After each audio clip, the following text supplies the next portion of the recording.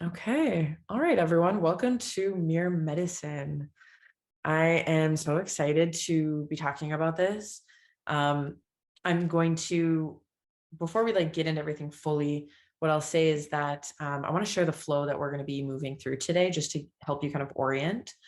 Um, so I'm going to begin this talk by talking about the context of the work that I do and some of my influences, kind of like how I arrived at some of this thinking.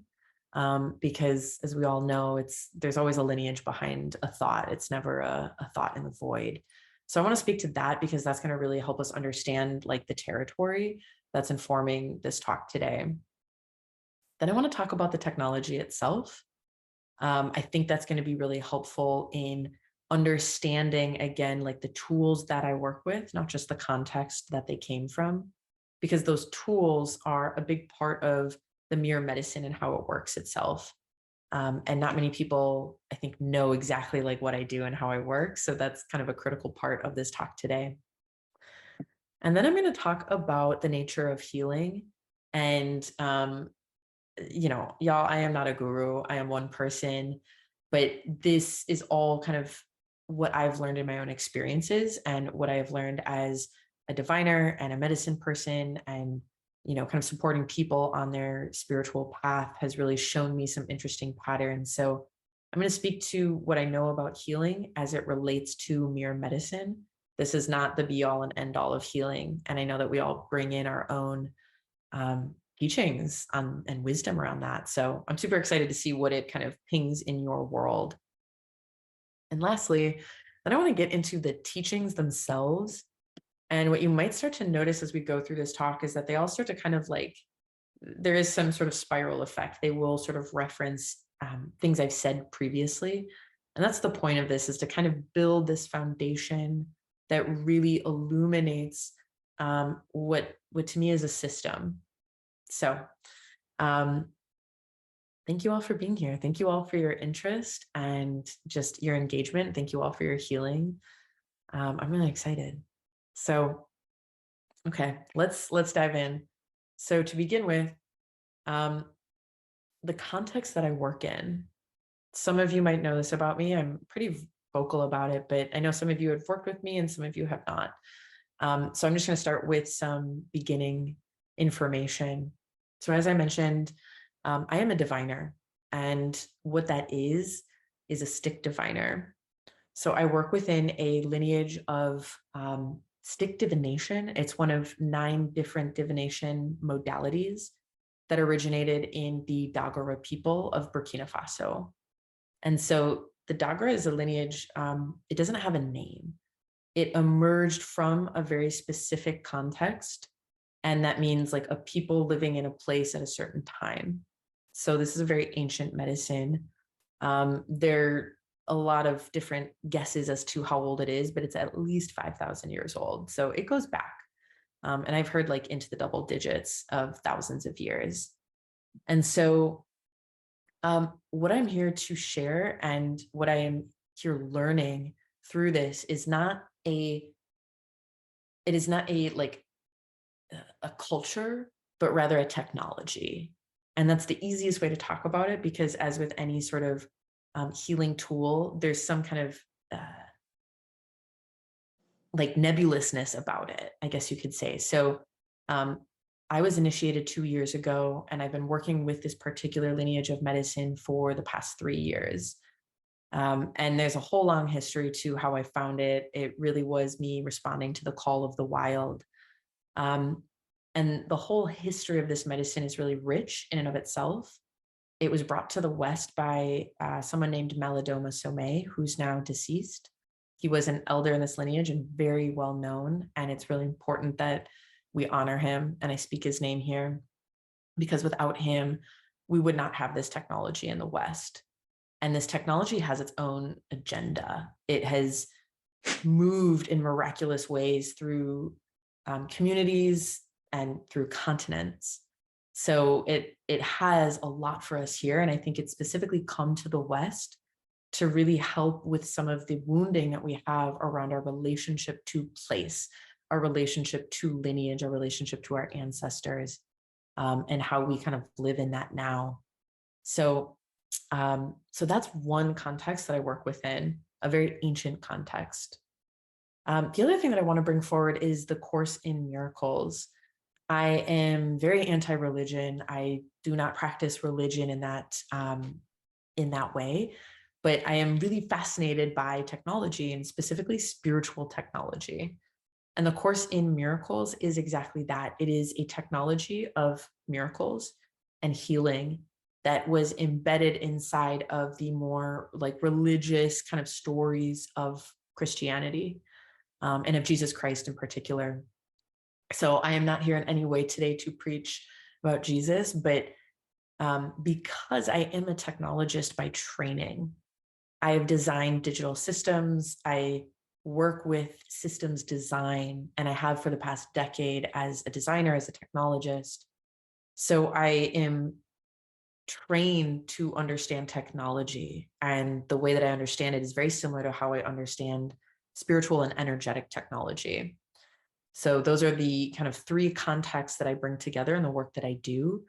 Not everything is related to the Course in Miracles. I'm very rooted in the medicine work of divination and kind of extending from that what I call wild medicine. And I'm going to use medicine today a lot in many regards, and I'll do my best to kind of define that. But when I speak of medicine, I speak of healing. And I speak of how we offer healing to one another through specific ways and modalities. So part of this medicine is not only the divination work, but how that reconnects us with the larger world, how it actually helps us reweave relationship with the earth, with the elementals, with the energetic beings that populate our reality. So that's how this medicine really wants to work in the world. And divination is the way that it sort of speaks some of the things into being. If that makes any sense, I hope it does. So that's the context that we're working within today. Now, the next thing that I want to speak to is the technology itself. And this is really important. And I am going to spend a little bit of time just kind of teasing out some of the particulars of this technology, because it's going to help make the rest of it so much more understandable. Okay. So when people sit with me for a div, this is the primary interface through which I am able to deliver medicine to them. Okay. And when I say deliver, it means channel. I am not doing anything out of the ordinary besides receiving and translating messages for someone that comes from their guiding beings, from their ancestors, or from other elemental spirits, such as the earth, such as the mountain, and so on. So when someone sits with me, I am able to speak to these other beings, and I'm just going to refer to them as beings right now. The way that I speak to them is through the actual pieces. I have physical things that I work with that are the medium. Okay, so it's the actual like primal technology is how I think of it. And what that primal technology consists of is a stick. Like I actually have a stick, and a kit. And the kit is going to be a huge focus of how kind of we talk about today's transmissions and teachings. So in my kit, I have a bunch of pieces, and I have probably, I don't know the exact number right now, but it's like 15 to 20 pieces. And they look, I joke that they look like forest debris, right? It's like rocks, feathers, shells, sticks, and then other things that I've been gifted. But the kind of primary kit that I was gifted when I was initiated into this lineage is basically that. It's all organic, natural things that you would find out in the world. And these pieces, each piece represents an archetype. And when I say an archetype, there's very different definitions than archetypes you might be used to. So each piece has a meaning, each piece has a message. So for instance, there's an earth piece, and the earth piece speaks to many things: grounding, home, nourishment, support, stability, rooting ourselves, etc. Right? So it has a meaning, but that meaning is very prismatic, and it can take us in many different directions depending on what it's related to. And what I mean, what it's related to is usually the person who is sitting across from me. So the piece is helping me sort of look at something that's unfolding in their world and find the story within that. Now, I know might be kind of difficult to extrapolate without like seeing those pieces. They don't like to be seen on video, unfortunately. I'm not allowed to take pictures of them. But in essence, what happens is people sit with me, they speak their questions into a quarter. I don't hear their questions. I have no idea what they've asked about, what they are here to like investigate. So there's no bias. I really have no agenda in this whatsoever. So the only way that I really know what's happening is that my stick will pick out different pieces from my kit that want to speak. And those pieces, right, are will be answering the questions that these people have. So it's really wild because the spirits hear you and they will translate through these pieces. So that's kind of the basic technology and how it works when I'm diving for someone. Now, I want to go a little bit deeper into these pieces. So each piece has a very specific meaning. So there's a piece that speaks for the mountain, and the mountain represents the stories that we hold, stories that we might be shedding, rewriting, birthing, right? Because stones hold time. They hold our history. They hold the imprint of what happened. So there's a very like figurative sort of meaning, but there's also like a deeper kind of core meaning to why these pieces represent certain things. So another way to refer to these pieces and the meaning that they hold is that it's a story of healing. Okay, they have medicine. And when I'm able to use these pieces to extrapolate a healing for someone, like they will speak to me, here's what's happening and here's what's needed. So from this place, people are able to receive messages and rituals that assist them in healing the questions that they have. Those questions are usually about, something happening in their life, something they're trying to understand. So there's a lot of power in the meaning of these pieces. And the way it speaks for each person is very unique to them. So the meaning, there's a fixed meaning, but then there's a relational meaning for each piece. Now, something that I find really fascinating is we all think of ourselves as like really unique individuals and our problems are so like personal. But at the end of the day, there's a universal aspect to everything. And so my teacher has shared with me that if you boil down, any problem or situation or thing that's happening to you, we can actually we can understand it through these pieces. It can be explained using these pieces. So in the same way that we can kind of arrive at many different like explanations and understandings of the very nuanced, diverse, complex human state of being, right? Using like a tarot deck, we can do that with a divination kit as well. So they're very powerful and they can communicate a lot. Now, what I start to notice about these pieces is that there's a individual relationship, right? So what these pieces will show me, like what's happening in someone's world, the person across from me. And then these pieces will also start to communicate larger patterns over time. And that's really what I want to get into today. So what I start to see is that even though everyone comes to me with what they think is very unique, like individual problem or situation or question, at the end of the day, many of us share similar questions. Many of us share similar woundings. And it's just the details of our own, personal lives that kind of paint it into more detail. But we share many, many, many things, including suffering, including healing. And that's really what's at the heart of mirror medicine, is that it connects us and it helps us see each other more clearly.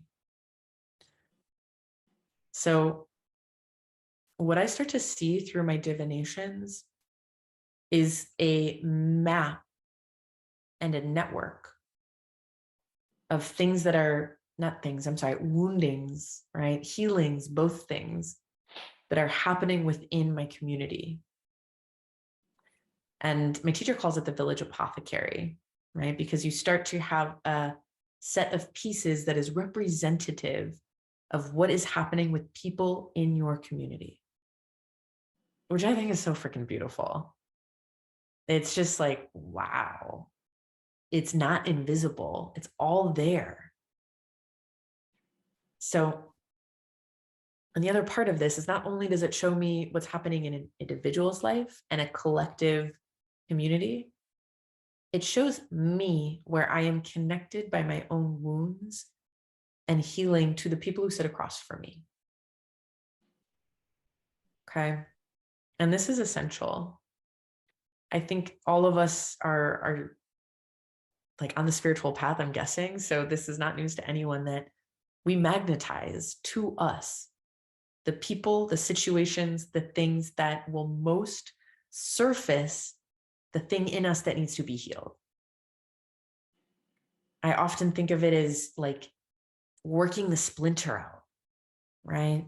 There's something that needs to be seen and to be like pulled up from inside where it's been like, ooh, really like constricted and, you know, and that's what we can start to leverage for greater healing. So something that I find really powerful, and before I move on to the nature of healing, okay, where is it? Oh, yes. So when people come sit with me, what I often find is that, I'll be like listening and kind of talking to the pieces like, oh, this is happening. Oh, this is happening. It's like, wow, that feels really similar to something I've experienced. And I keep myself out of it for the most part, but I'll start to notice, I'm like, oh, you just healed that. That was a story that you just came through. And now you're on the other side of it. So you can help this person see it more clearly. So it's a very vulnerable exchange to sit with someone and reveal your pain. It is vulnerable for both people if you are both committed to healing.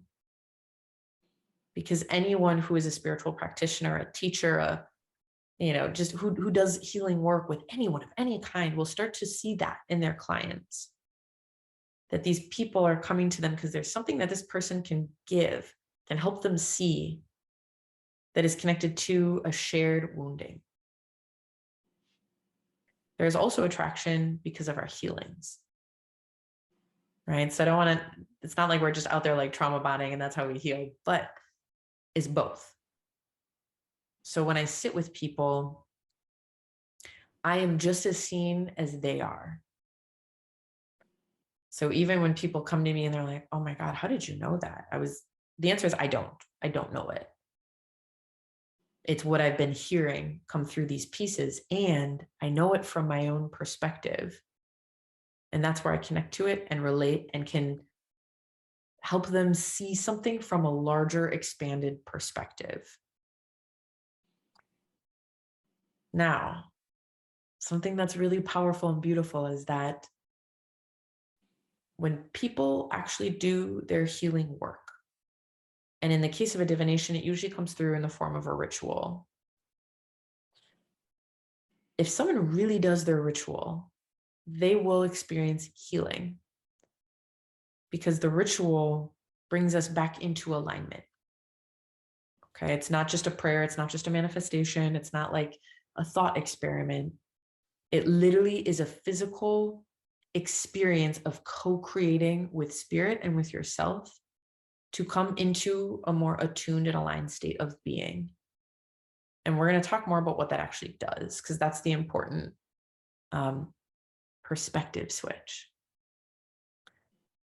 And so I have witnessed people go through healing miracles, things that I cannot explain, that do not make any rational or logical sense, except for the fact that they were committed to doing their healing work.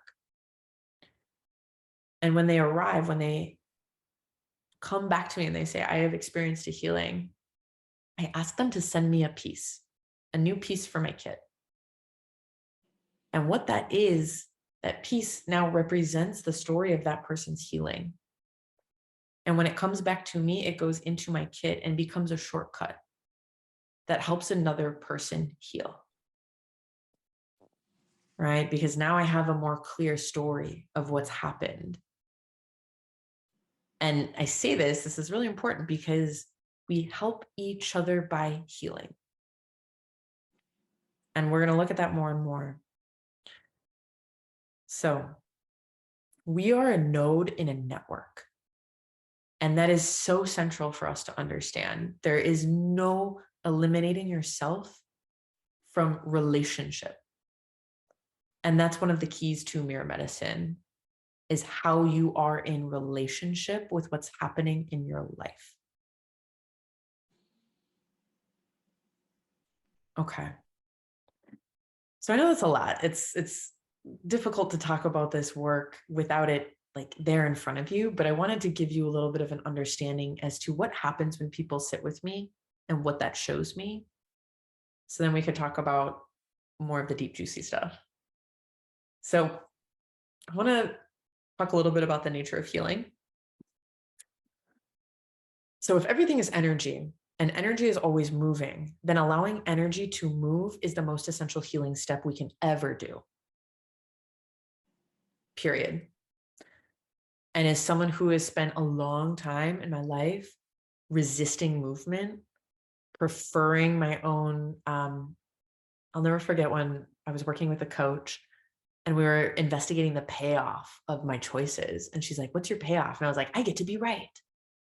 Even if I'm hurt, even if I'm suffering, I get to be right. And I realized in that moment, whoa, my insistence on a fixed idea of right is actually preventing me from moving forward. And it's the same thing with most healing. And this has been shown to me again and again and again, that anytime we become more fixed or more constricted in our being, we are resisting healing at pretty much every level. And that's also why ritual work is extremely powerful work, is because it literally gets us in our body and gets us moving. We have to go out to the woods to do something. We like actually got to say a prayer. We got to like go through the motions.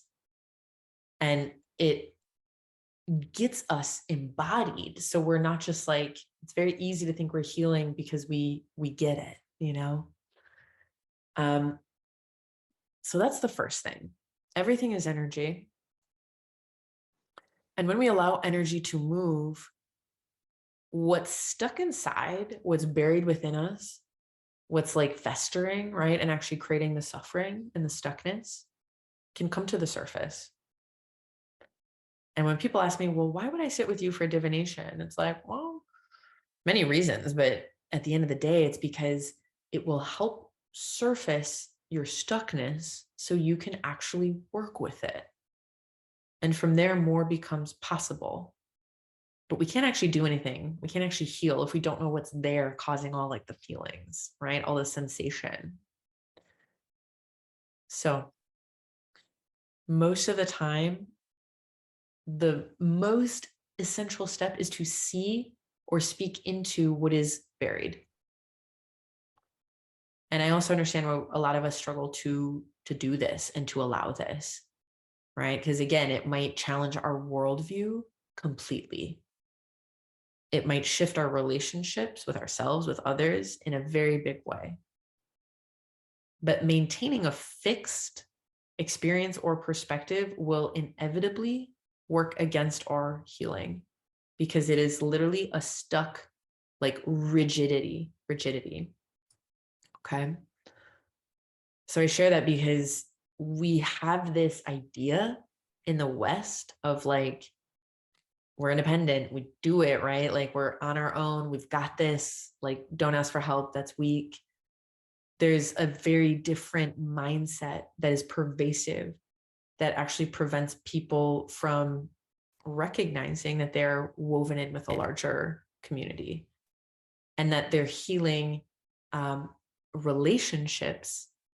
I'm sorry, that the way that they are in relationship in itself is part of the healing, right? So I think a lot of us have, I mean, I'll speak for myself, but I think there's been many times where I felt like I had to figure it out. I felt like I had to fix it. I had to change, right? All of these things. I'd rather be right than shift my thinking. I'd rather be right than compromise. I'd rather be right because it reaffirms my stories than risk being vulnerable and dropping them. And I'm sure there's a million more reasons, right? But I say that because we tend to go into the fixed, rigid mind because it's safe, because it's known, right? Because we recognize it. We might not know what other options are available to us. So I don't judge anyone who's done that. I don't judge myself. I've done that a lot. But it's something I've realized. I was like, oh, that's actually working against anything actually finding a different way forward. And a fixed mindset, what it also does is create dualities. Okay, that's what a fixed thing does. It's like, I'm this, you're that.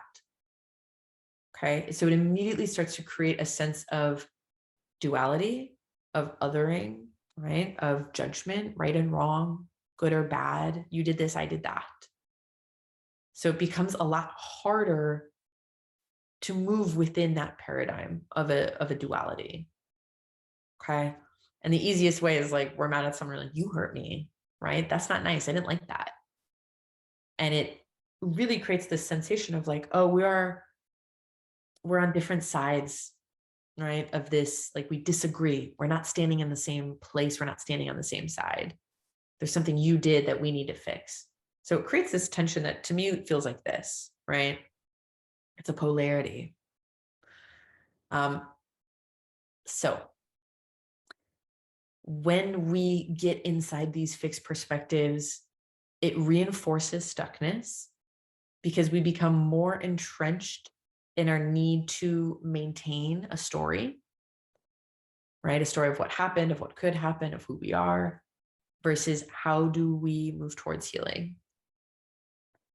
I like to think about it, the energy, the way I was shown it was a Chinese finger trap. I don't know if you ever remember those little like things where it's like a little woven, you put on both fingers, and when you try and pull them out, the more force you pull apart, the more your fingers are stuck.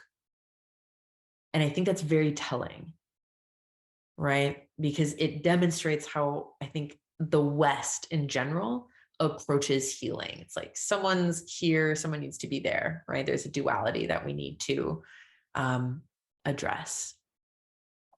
So I say all that because there's no healing in a void.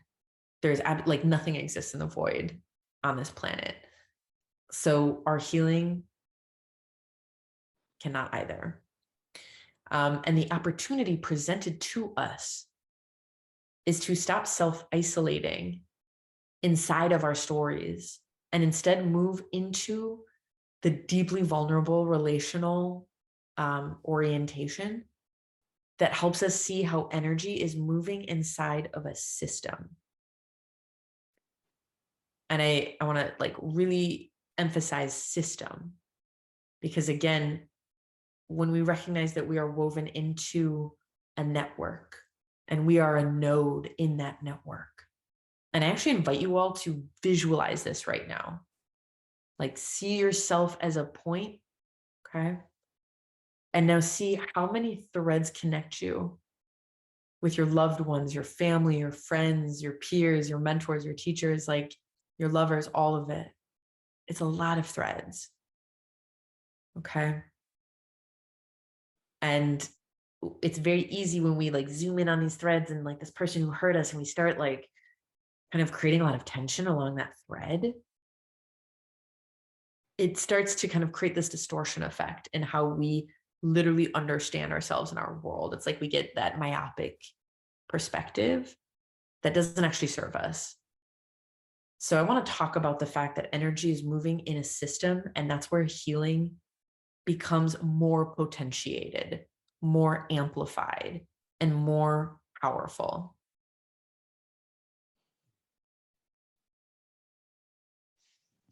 Okay.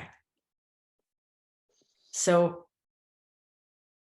energy will continue to move through a system until it is neutralized or resolved. Now, oh man, there's so much here to say. Okay. So when we can actually like step back from looking from like kind of being in our pain body essentially, and when we can start to recognize that the people who hurt us or the pain that has been brought to our doorstep somehow, it is actually not the person themselves, right? It is an energy they're experiencing. We start to see that it doesn't stop moving. So I want to have you I want you to look at this in your own life for a second, because it's going to be a little bit easier to imagine it. And I want you to think about like a moment that, maybe it was like a fight, maybe it was something that happened in a relationship, but a moment when someone got angry at you and it created anger in you, and then maybe made you a little bit more inflamed and short with someone else in your life. And just for a moment, watch the anger move through the system.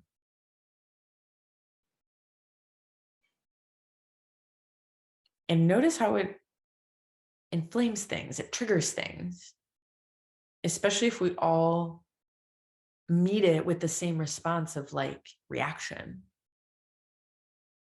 So, there's been a lot of times in my life when people have been angry at me. It sucks. And what I notice is, oh, okay. If I take that personally, if I feel attacked, if I feel defensive, those are all ways that kind of like start to inflame things. And that's not it's not your fault if you're angry, right? It's not bad if you feel anger. All I'm asking is to notice how there's a ripple effect attached to any energy. And the opportunity for us is then to start asking, how do I want to see this differently? How do I want to start utilizing it or leveraging it instead of becoming controlled by it? So one of the things that the Course in Miracle talks a lot about is the power of atonement, forgiveness. And for a long time, that had a very like abstract meaning to me. I was like, doesn't seem like that important. that used to be my attitude around healing. But then I started reading the Course in Miracles, and I actually they spent a long time unpacking what that actually means. And one thing I love about this is forgiveness is the restoration of wholeness. It is the raising up of a situation and seeing it from a higher perspective that returns the situation back into wholeness. And that's going to look very different depending on every situation. But I think it's actually something that we feel, because we can feel when something is disharmonious, which is why we often want to like get away from the energy of something feeling uncomfortable. And yet it's actually that sense of, how do I come back into relationship with this thing? Maybe not in the same way, maybe at a different level, maybe with more compassion, maybe with less attachment, right? It's going to ask of us many different things. But moving away from the duality of a disagreement will actually help us start to access a much more helpful perspective, because no energy is all that personal when we start to see that it's simply trying to find an outlet But more importantly, it's trying to be seen differently. And that's really like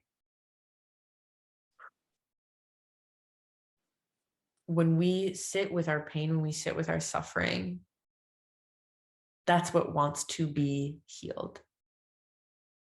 Is more often than not, it is our own self-judgment or the judgment of others or the self-betrayal, right? Something has not been recognized, acknowledged, or held in its fullest expression in a way that honors it. And when that happens, it creates the disharmonious, right, imbalance, because it is it wants to be seen, it wants to be felt. All energy does. That's all it wants. I find this so difficult for most of my life. So I understand why we like turn away from that. But when we become more equipped to meet those energies with compassion, with love, with even just acknowledgement, it starts to diffuse them.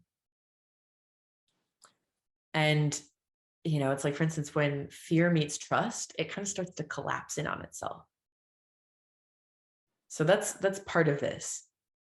True atonement, true forgiveness, the true healing is being able to look at a situation from a perspective that isn't casting blame or judgment, looking at who's right or wrong, right?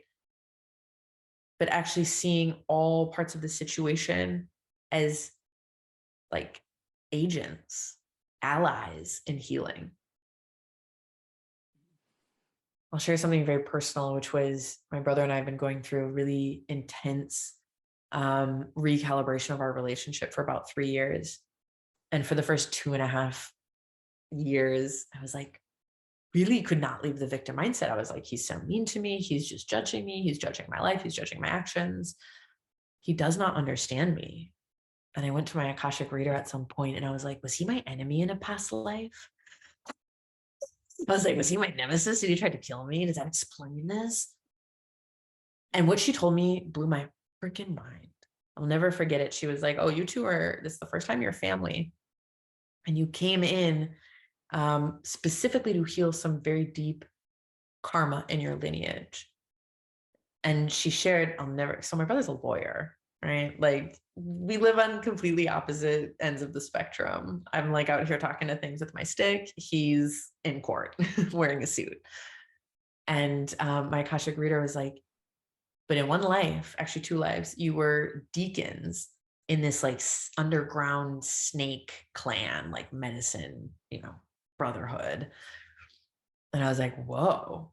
And she's like, yeah, because the medicine of the snake, right? When you think of a snake shedding its skin, it's like, ooh, it's really got to kind of like work itself along the resistance. It doesn't resist the shedding, but it has to kind of like, ooh, like it doesn't feel good. It's itchy. It's like coming off, you know, it's too tight. But in utilizing that tension, it produces healing, right? The snake is able to free itself of its skin. So I share that because she was like, that's the energy that your tension with your brother creates. It's actually healing. And what it's doing is it's helping surface something really deep in this lineage that needs to be seen and looked at and healed. And I was like, holy fucking shit. So I offer that because there's in our attention, in our discomfort, we can actually start to dance with it when we are able to transcend the duality of this person's trying to hurt me. This person sucks. This person said a nasty thing about me. I don't want to say that's not important because it hurts and it is important to advocate for ourselves. But at the end of the day, none of that matters. Now, we often project on those people that we feel safest with. And so when we experience someone as the vessel or channel for an emotion that is uncomfortable and does not feel good, we can start to depersonalize it by recognizing that what people carry or express isn't them, right? Like your anger is not you. It's an expression of something, but it's not you. And you're not actually the one that's trying to harm me. And that anger isn't trying to harm me, but it is trying to find a way to express itself. And when it doesn't get that, it's going to increase in volatility. So it gets tough, right? Because it's important that we honor ourselves. It's important that we have good boundaries. It's important that we practice discernment. And at the end of the day, that's really the key piece, is like, how do we do this? How do we practice it? It's going to look very different in every relationship. And what I am finding is that the more I let go of an ideal outcome, like if I hold every conflict with the ideal outcome of we make it better, we make it good, we fix it, that's actually that's not helpful for anyone. Because what I found is that some friendships need to break, right? We need to have that breakup. Some of us need to actually resolve things and learn to work through them.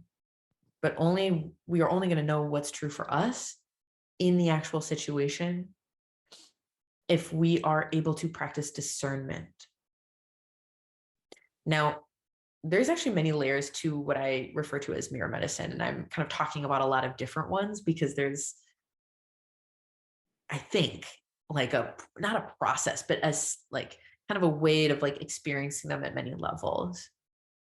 And one really profound aspect of mirror medicine, humbling as fuck, is if you desire to heal something, whether that's internally or externally, expect to meet yourself at every angle to the perceived problem.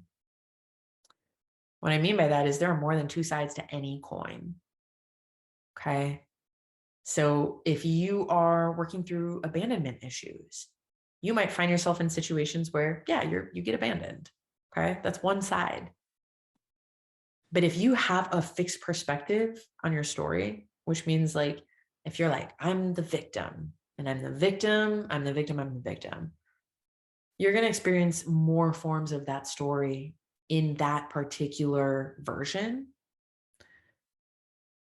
However, if you decide that you want to start healing it, you will have the opportunity to experience more angles on that problem.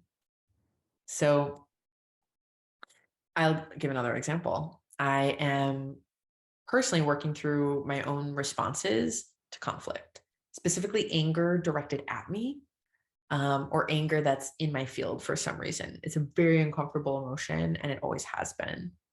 And it's because I'm afraid of many things. I'm afraid of being abandoned, by people I care about. I'm afraid of hurting their feelings. So, but these are old beliefs based on old survival tactics. And what I started to notice was that was creating situations in my life where I wasn't speaking up. I wasn't advocating for my boundaries. I wasn't honoring them. Right. So it creates this whole other, like, we all know we have this, right? This ripple effect. And so I started to notice, okay, I was given a situation where I needed to create a boundary with a friend, a very good friend. I needed to actually take space from them for a little bit so I could kind of sort through some things and really feel into like, is this appropriate? And, anger, it's how they express anger towards me appropriate. And then I found myself, all of a sudden like having another like kind of confrontation with my brother. And then I found myself having one with my mother. And then, so it was like there started to be all these situations cropping up in my life that all revolved around anger with different people. But in this case, I found it wasn't so easy to assign blame or to choose the right, perspective or way to be. I think some of us do that. We secretly are like, I'm going to be the mediator, or I'm going to be the martyr. And then we fall into our roles. And so what I noticed was that in these situations, like, I'm the victim in this one, but over here, I'm the perpetrator. And over here, I'm the bystander. And the more that I looked at it, I was like, wow, but each one of these is actually helping me find so much more compassion for everyone's experience, because it became harder for me to see the one-sided nature of things. It was really difficult to continue believing in a victim story when I was like, but you're doing this over here. And look at you, you were mad at this person for being really honest with you here and hurting your feelings, but you were really honest with someone here and it hurt their feelings.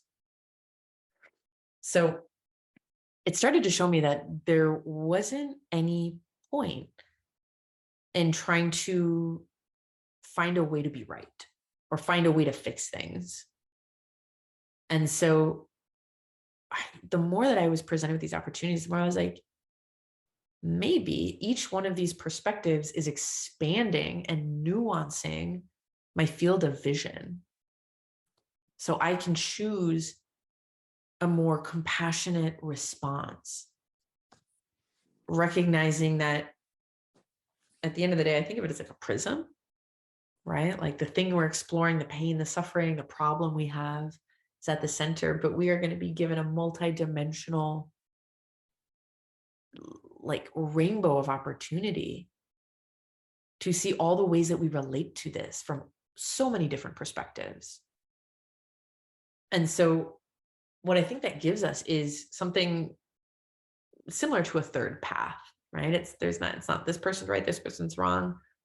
There's some neutral territory that will actually reveal something that exists between those like extreme spectrums. So in removing the need to make wrong, we actually are able to see much more possibility for healing. Okay. And the other thing I want to say about this, you'll continue to meet, I think, at least in my experience, you'll continue to meet these different sides of your problem until you have resolved in you a way of seeing it differently. Because at the end of the day, the thing you're struggling with is showing you something about yourself. Right? We all know that we can't change other people. That's actually not going to fix our problems, even if they were nicer or better or didn't do this or did do that. What we are trying to see is something about ourselves, how we relate to anger, how we hold anger, right? How we deploy anger. I'm speaking for myself here because that's the most relevant metaphor example I have, but it's helping me see the ways in which my experience has impacted others. And then I can actually start to calibrate versus fix, right? Fix implies a solution. It implies a fixed destination that once you get there, it's all better. And then you just get to clap your hands and move on. No. So we are trying to calibrate a new way of being in relationship with something.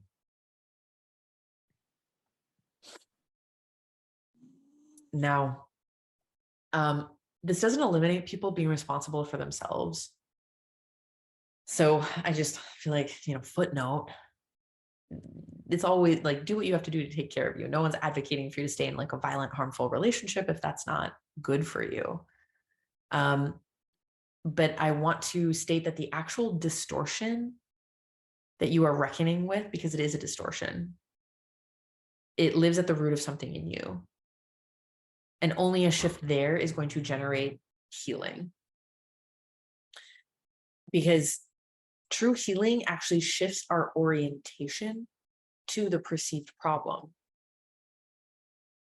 And that's what mirror medicine, I think, has given me the most, right? It has removed it has helped me clean. It's not fully gone. It has helped me clean a lot of my own righteousness, my own rigidities, my own judgments, because I find them really difficult to apply now. Because I have a greater sense of I've been in that person's shoes. I'm not guiltless. I'm not blameless. and it gives me more room for compassion for myself, which makes it easier for me to extend to others. Now, I think Einstein said you can't solve the problem from the same level of thinking that created it. And so that's what's interesting about the mirror medicine. More eyes, more opportunities to see something helps shift that orientation. So we literally arrive in a different reality. Okay. I know I have healed something when I can see the situation evolve without me forcing it. Think of the Chinese finger trap again. The more I like force something, the more I'm stuck to it. But when I've allowed the situation to move and show me all the things I need to see to get out of my story of suffering, it will start to come back into harmony. And some things take time, some things take years, some things take months, days, hours, right? It really depends on us. And that's not an opportunity to like be mad at ourselves for not like arriving there at any specific time. We're going to take the time we need to see what we need to see. But when I have come to a different realization or understanding on the matter is when I have healed, and not an artificial one. I know we all know the difference between like being like, yeah, I forgive you, but not really an actual forgiveness. So, it can look again like a lot of different things, but sometimes it's, I will have let go of my need to demonize someone.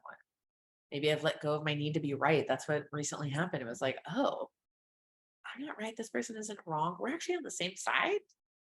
And we're just trying to work something out that's going to help make us stronger. So why am I treating this person like an enemy? They're my best friend.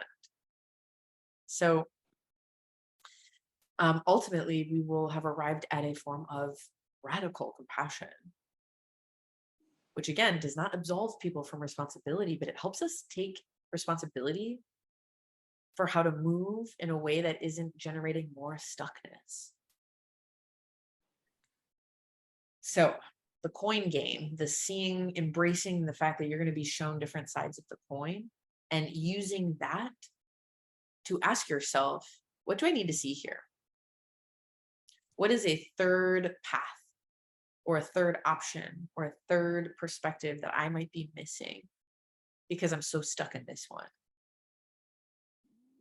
Right? So when we can embrace and look for the teaching or the gift inside the suffering, and the mirror medicine will help us see that if we are willing to say yes to it, if we are willing to lean into what is actually happening here below the level of my story.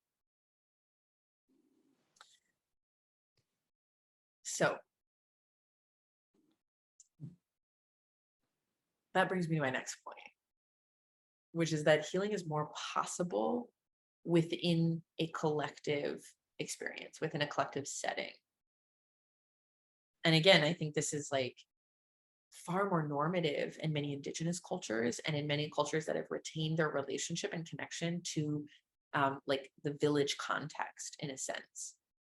My teacher was initiated in Africa, goes back to Africa, and has a lot of like experience of village life in Africa where a lot of our elders are.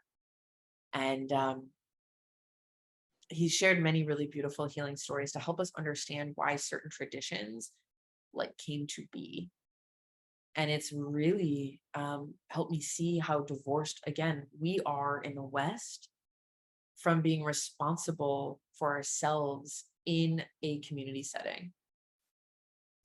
I'd like to share another quick story, which is very much related to this. And one of the first times that I really encountered mirror medicine in a big way, I was having a breakdown of communication with my ex. We were in a big fight. I was like, I can't believe he did that. I want this. He doesn't want that. Why isn't he giving it to me? And just a lot of built up resentments that were creating a lot of like suffering and rigidity in our relationship. And my teacher gave us an amazing ritual. I highly recommend it. I'll give it to you right now. So yeah, my partner at the time had a hot tub, and he was like, you each go sit across from each other. You both have a bowl of water. And the first person takes a sip from the bowl and fills their mouth. Okay. And they hold it in there. They can't swallow. And they have to hold this water in their mouth while the other person shares what's on their heart, everything they need to say. It's not an opportunity to attack or blame. It's an opportunity to speak what needs to be spoken so that it doesn't fester. And when that person is done speaking their truth, what's on their heart, the other person spits the water in their face. And then you switch. And we did this, and it was an incredibly cleansing, powerful ritual because we were finally just like, all right, this is my space to speak and to be heard. It's not right. It's not about like negotiating or fixing or compromise. It's just, let me just say what I need to say. And then we can go from there. And when I came back to my teacher and I shared that with him, I was like, wow, Mark, that really blew me away. That was potent. He shared something. He's like, I'm so glad to hear that. And if you were back in Africa, if you lived in Africa, you would have done this in front of your entire community. And this is something that I've read about in other, like Malidoma has published some books that speak to his experience in the African cultural context. And he shares similar things. Like there's people who are coming, they do their work in the midst of their entire community, and everyone hears them. Everyone hears what is spoken. And I think that's extremely powerful. One, because again, half the time our healing is contingent upon the seeing and the speaking of what the pain that we feel. And the other part is being witnessed in that. And not just witnessed by the people that we need to say it to, but witnessed by our people, by our community. So that is, when I think of mirror medicine, what I now think of is the shared territory of healing that exists between me and another person or other people. Like this is the journey we've all taken. And there's so much that we could do for one another to simply experience it and honor that we have shared this space. So this point of connection can be such a beautiful lever, such a critical lever, right? It can be the stuckness that keeps us there in this pattern, or it can be the healing that wants to happen. And again, the energy of this belief, this experience, this story magnetizes healing to itself through opportunities to be seen differently.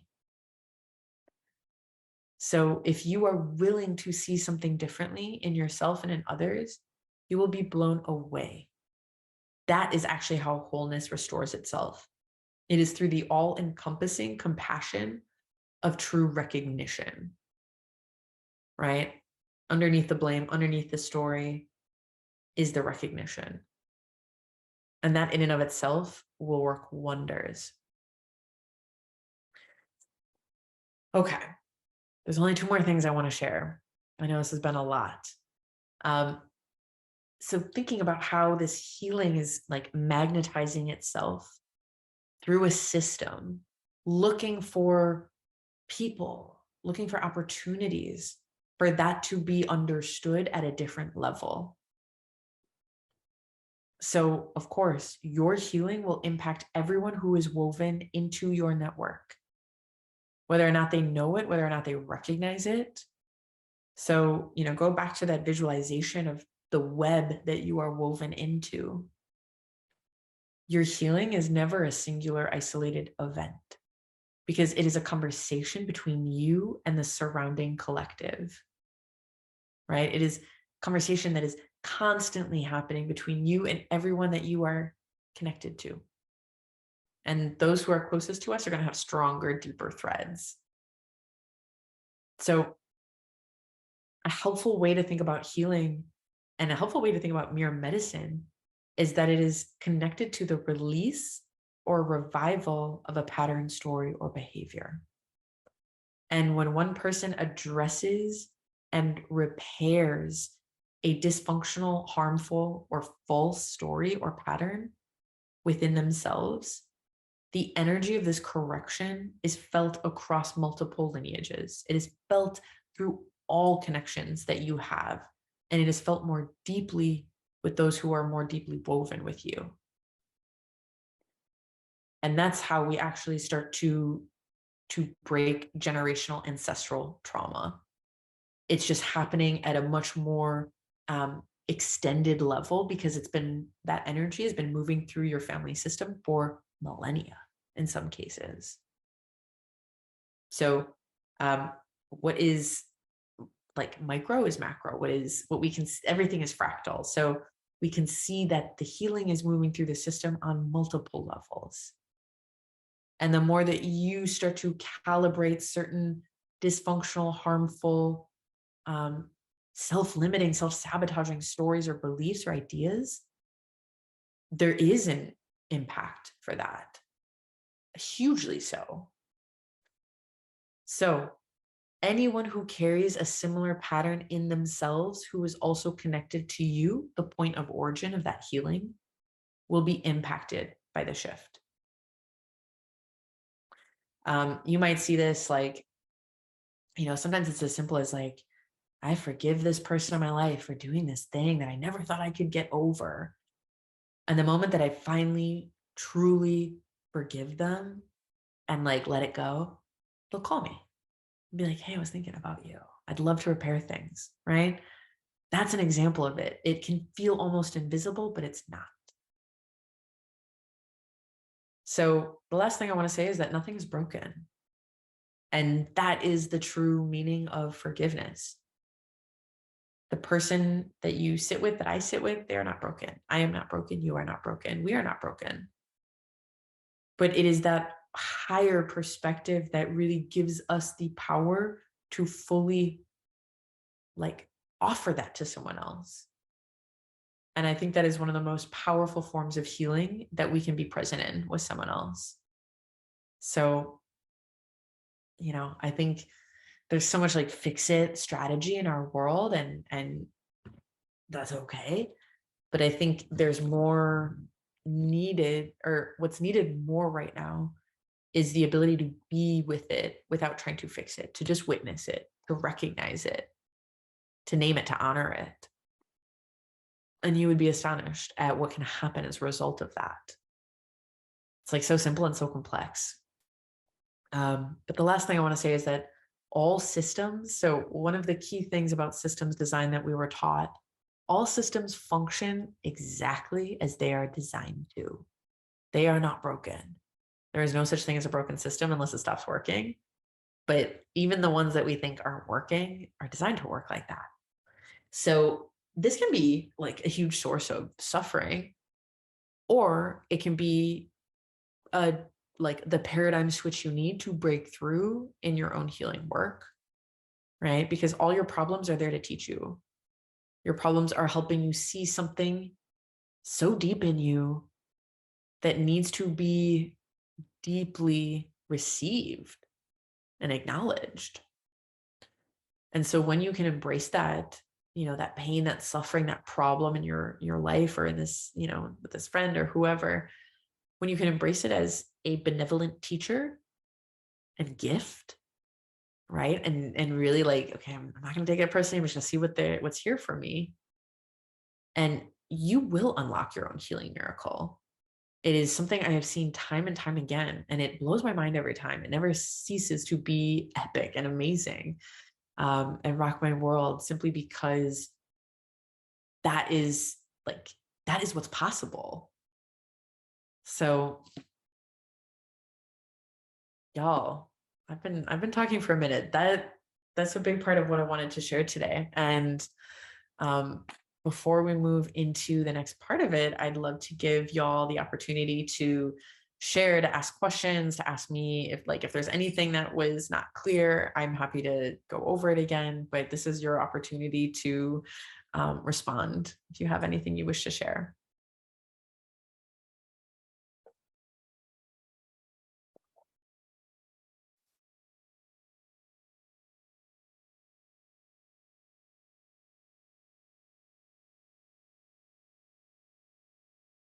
Okay, amazing. Um, so y'all, let me ask you this. Gotta find it on my notes here. Okay. Last thing. So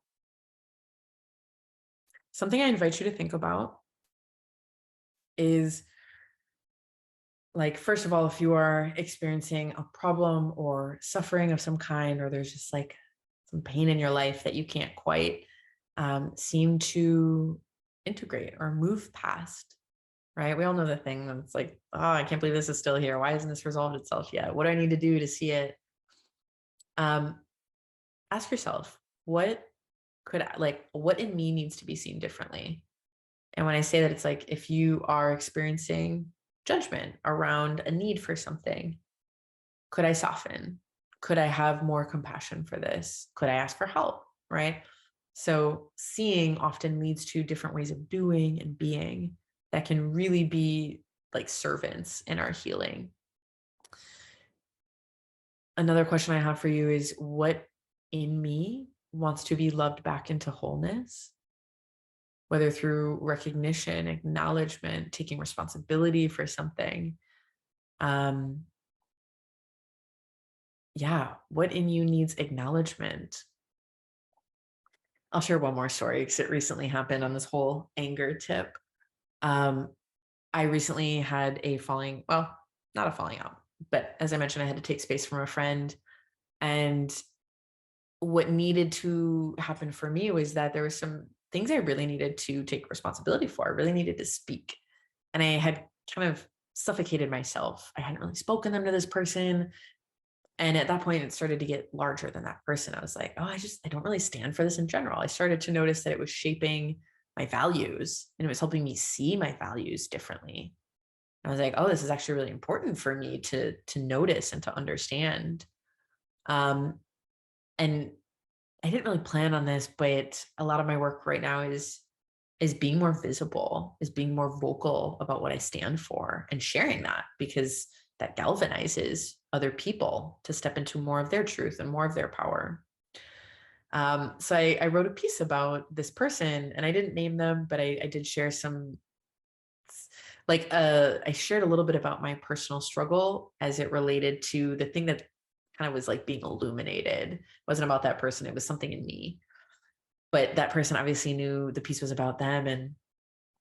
And it ended up bringing us back together in a way that maybe in the past would have led to more disagreements, or they would have gotten mad at me for sharing this very vulnerable story because it involved them. But what it ended up doing was, they were like, wow, Kat, what they shared with me is that in going nuclear, as they put it, they were actually able to see the impact of their behavior on me. Even though I was so scared to speak it to them, even though I was so scared they would read what I wrote, but in their seeing of me and my truth at the deepest level, they actually understood something far beyond what I meant to convey. And they were able to reach out and actually speak directly to my wound. And they were like, if no matter what you do or say, I'm not going to abandon you. And I didn't realize that that's one of the things I needed to hear from this person. But it came in a way that I was like, whoa, I don't know if it would have arrived or felt as necessary if I had somehow, like, when we're like, I need you to say this. Anyways, so I offer that because the more we are willing to touch those really vulnerable, tender parts and breathe life back into them and speak into them, it will bring healing forward in really illuminating and interesting ways. So yeah, the last question I have: if you were to remove suffering from the situation, your suffering, suffering of this person, etc., what do you notice? So outside the story, outside the suffering, what is the dynamics at play? And sometimes what I like to do is actually, like, in my head, kind of think of it as like a video game almost, right? Of like players on a field, of like, oh, these all of these dynamics kind of moving in and out here. And if I am to like take a different perspective on it, what happens when I move outside of it and see it then? So if any of that is helpful for you in regards to what you're working with or moving through, I really hope that offers some like access points.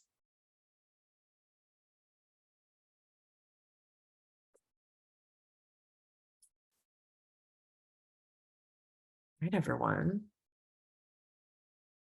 Are there any questions in the room?